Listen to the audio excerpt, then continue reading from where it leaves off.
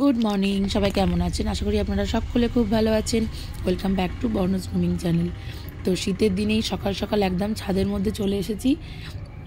শীতকালের এই ফুলগুলো দেখতে কি সুন্দর লাগে না বলুন? তো বোন এই ফুলের কয়েকটা ফুলের চারা বসিয়েছিল, সেখান থেকে শীত কমে যাচ্ছে, কিন্তু এখন এই ফুলগুলো বেশ সুন্দরভাবে ফুটে উঠেছে। ছাদের এই দিকটায় বোন দিয়েছে, রোদটা বেশি পড়ে, ওই দিকটায় অতটা রোদ আসে না। আসলে পশ্চিম দিকটায় মানে আমাদের আর একটা রুম হয়েছে, সেই জন্য না রোদটা কম আসে। তো মানে গ্রামে বাবার বাড়িতে যখন আসি, আমার এই জায়গাগুলো এত ভালো লাগে, এখান থেকে আমার নড়তেই ইচ্ছা করে না। মানে মনে হয় কি যে চন্দননগরে গিয়ে সবসময় ছাদে ওঠা হয় না, খোলা বাতাস, মুক্ত বাতাসটা পাই না, যেটা এখানে এসে একদম ছাদে উঠলে বা বাইরে যখনই দেখি তখনই তো সেই প্রকৃতির কাছাকাছি, যেটা ওখানে সবসময় পাওয়া যায় না। তো এই বোন ছাদের যে রেলিংগুলোর ওপরে এই ফুলগুলো রেখেছে, দেখতে কিন্তু খুব সুন্দর লাগছে বলুন। আর জানেনই তো, যারা গাছ বসায়, গাছ ভালোবাসে, তারা কোনো কিছুই বাদ দেয় না। সে বালতি, মগ, টিন যা পারে মোটামুটি তাতেই গাছ বসিয়ে দেয়। তো প্রত্যেকটাই বেশ সুন্দর সুন্দরই ফুল এসছে। তো আপনাদের কেমন লাগছে এই আমাদের ছোট্ট মিনি গার্ডেন, কেমন লাগছে অবশ্যই জানাবেন। তো আমি তো সময়ের অভাবে সময় হয়ে উঠছে না, এত ব্যস্ত হয়ে পড়ছি যে সময় হয়েই উঠছে না, তাই আর না ব্লগ এডিটও করা হচ্ছে না। এবার এডিট না করে কি করে দেবো বলুন? তো যাই হোক, কদিন পর পরই দিচ্ছি। আর এই যে বর্ণবাবু এসে বলেছে, উনি ওনার মসজিদে, উনিও এখানে এসে অনেক একদম এত ফাঁকা জায়গা পায়, ব্যাস তাতেই খুব ওনার খুব খুশি। কাছে তো কি হয়েছে বললে গেছে, বলতে কি বেকাটা একটা বাবা হ্যাপি দাবো কি কেমন লাগে পারি দেখো নাবি আপু মুটিটা দেখো। যা 1 2 3 4 5 6 7 8 9 10 11 12 13 14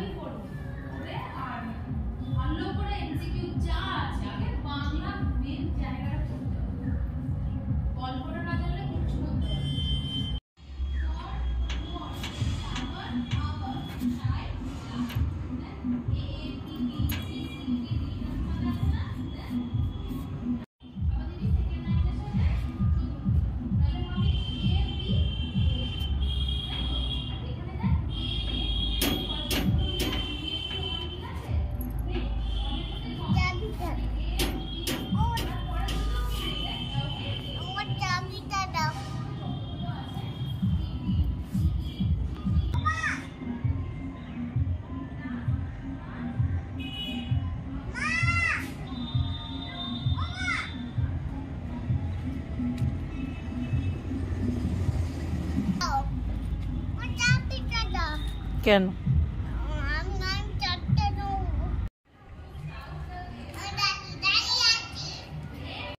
এটা হলো সেই দিনের ব্লগ, যেদিন রামের জন্য স্থাপন করা হলো। আমরা একটু বেরিয়েছিলাম সন্ধ্যাবেলা, একটু কাজ ছিল এখানে। বেরোনো মানে তো ওই আমাদের যে বাড়ির পাশে যে বাস স্ট্যান্ড, তাও আমাদের বাড়ি থেকে 4 কিলোমিটার, তো ওইখানেই বেরিয়েছিলাম, ওখানেই যাওয়া। এখন ওই জায়গাগুলো কত একদম সুন্দর হয়ে গেছে, কত পরিবর্তন হয়ে গেছে। তাই দেখুন চাঁদটাও আমাদের সাথে সাথে যাচ্ছে, পূর্ণিমার আলো একদম, আমরাও যেখানে যেখানে যাচ্ছি চাঁদটাও যাচ্ছে।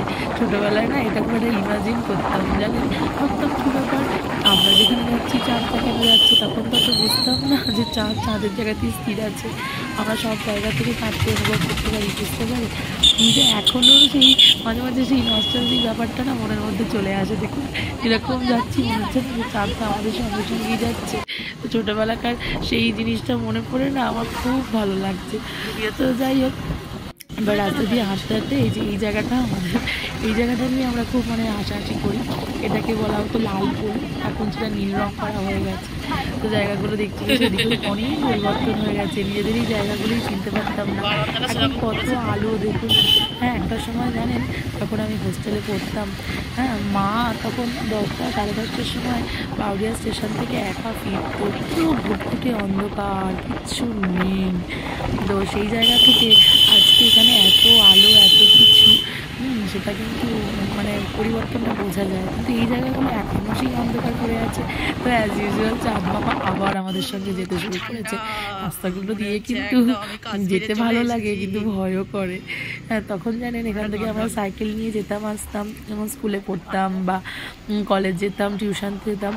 রাস্তা দিয়ে এই জায়গাগুলো না ভীষণ ভয় করতো, একদম কেমন একটা সেই ভূতের হাতছানি টাইপের ভয়, মনে হতো কে যেন ডাকছে পেছন থেকে। এই জায়গাটা দেখুন, এই জায়গাটা একদম ঘুটঘুটে অন্ধকার, মানে সাংঘাতিক লাগে। ভাবতাম কখন একটা স্কুটি আসবে বা বাইক আসবে যে তাদের আমরা পেছন পেছন তার লাইট জ্বেলে আমরা যাব, মানে এই ভরসায় যেতাম। কিংবা সাইকেলে থাকতো ডায়নামো। আর এখন আমরা বড় হয়ে গেছি, তো এতে আমরা নিজেরাই যেতে পারছি, এখন আর ভয় লাগছে না। তখন ভীষণ ভয় করতো জানেন। রাত 9টা নাগাদ আমরা তখন আর চেষ্টাই করতাম না, আমি তো চেষ্টাই করতাম না কোনোদিন সাইকেল নিয়ে আসার। আমি ওই 9টা বাজতো সাইকেলটা গ্যারেজে রেখে দিয়েই আসতাম অটো করে। তাও তখন জানেন 9:30 পর্যন্তই লাস্ট অটো থাকতো, সেটাও খুব অসুবিধা হতো যাতায়াতের।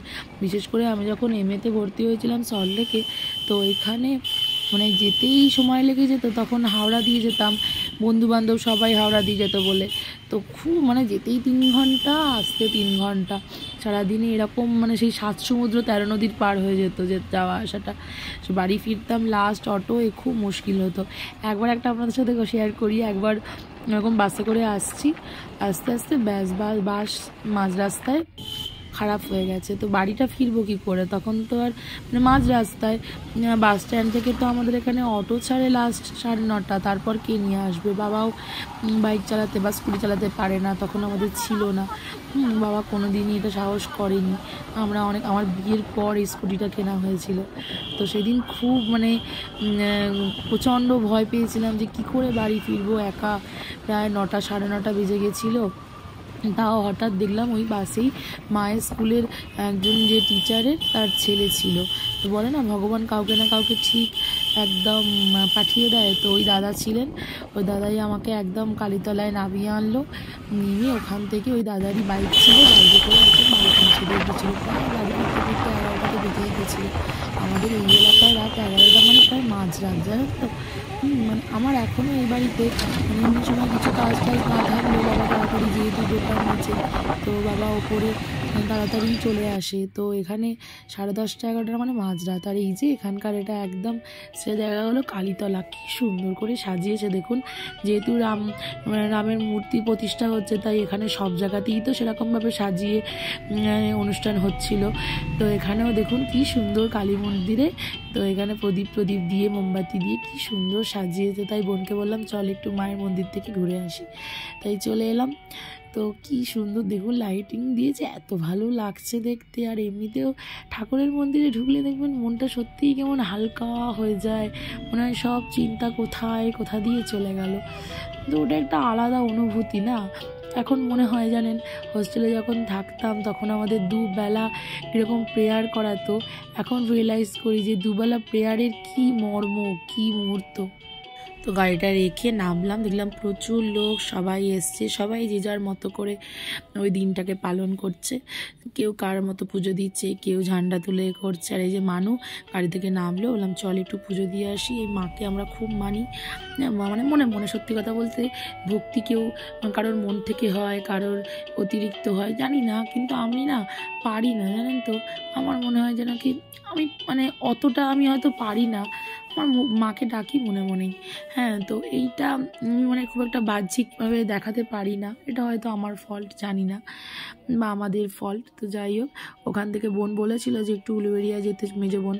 তো ওই জন্যই যাচ্ছিলাম কালীতলার এই দিক থেকে বাস স্ট্যান্ডে, কিন্তু গিয়ে দেখলাম ওখানে প্রচণ্ড ভিড়। তারপরে দেখছি যে ওই ফ্লাইওভারের ওপর দিয়ে যেতে হচ্ছে, নিচে দিয়ে যেতে দিচ্ছে না, প্রচুর পুলিশ রয়েছে। তাই ব্যাক করে আবার চলে এলাম। তো জায়গাটা দেখুন কি জমজমাট। তো ওখান থেকে আমরা আবার গেছিলাম আমার মাসির বাড়ি। তো মায়েরা তো অনেকগুলো বোন, অনেকগুলো মাসি আমাদের। এখন আর বিয়ের পর সেভাবে কারো বাড়ি যাওয়াই হয় না। একটা মাসির বাড়ি যেতাম, মাসির বাড়ি দক্ষিণেশ্বরে, কিন্তু মাসি 2 বছর আগে মারা গেছে। তো ওইটা আমাদের কাছে খুব দুঃখের। ওই মাসির সঙ্গে আমাদের ভীষণ ক্লোজ ছিলাম, মানে যখনই ইচ্ছা হতো একটু মাসির বাড়ি ঘুরে আসতাম, তো সেটা আর হয় না। তো যাই হোক, ঘুরে টুরে এসে আমরা একদম বাড়ি চলে এসেছি। বাড়িতে এসে এই যে বর্ণবাবু কি খাবেন না স্যান্ডউইচ খাবেন, ওটাই করে দিয়েছিলাম, তো ওটাই এনজয় করছি। মানে পাটা ঘুরে যাচ্ছে কিন্তু, পা সোজা করো, ওদিকে না এদিকে সরে এসো, ওদিকে পাটা সোজা করো। মোটেই ঝাল নেই, ঝাল খেলে বড় হয়ে যাবে, আরো লম্বা তাল গাছ হয়ে যাবে, একদম টিউবলাইটের ওখানে চলে যাবে। আছে ভেতরে, স্টাফ করা আছে।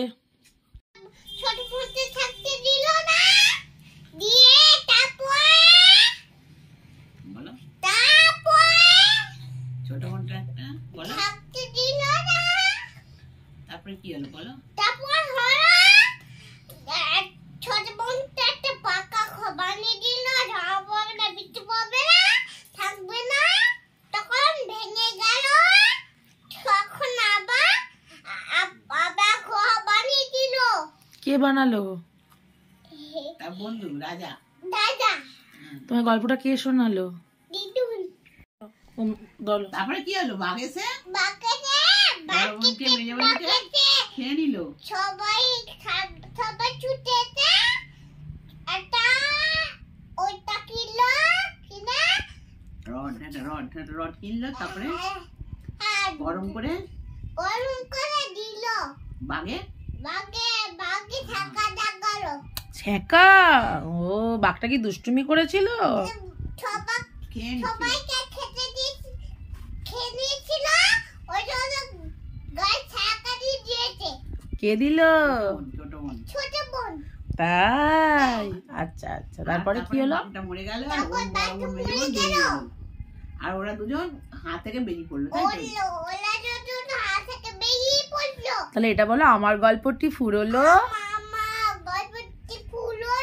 নোটে গাছটি ক্যারনের নোটে মুরলি। তারপরে ভুলে গেছি, আচ্ছা বল। হ্যাঁ বল। একটা মশাই ছিল, তার ছেলে ছিল, তারপরে ওই ছেলেটা বলছে মাকে খাইয়ে আসবি, ঠিক আছে? মা খেলো না, তারপরে দিয়ে দিয়ে দিয়ে দিয়ে দিয়ে এটা ভালো কে খেলো? মা খেয়েছে, ওই ছেলেটা মা খেয়েছে। আচ্ছা, তারপরে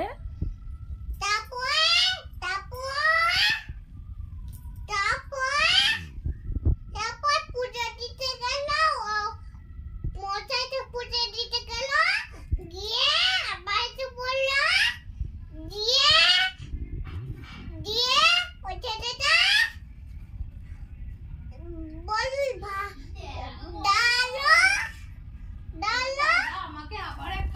করে দাও।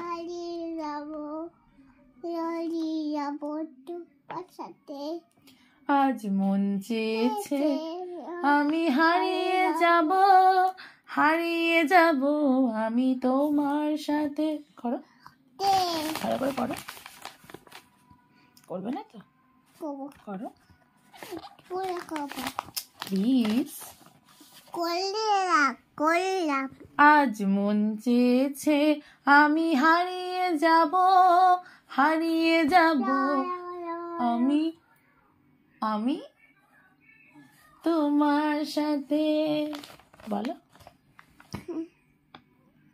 কিছু স্বপ্নে দেখা, কিছু গল্পে শোনা, ছিল কল্পনা মনে প্রাণে।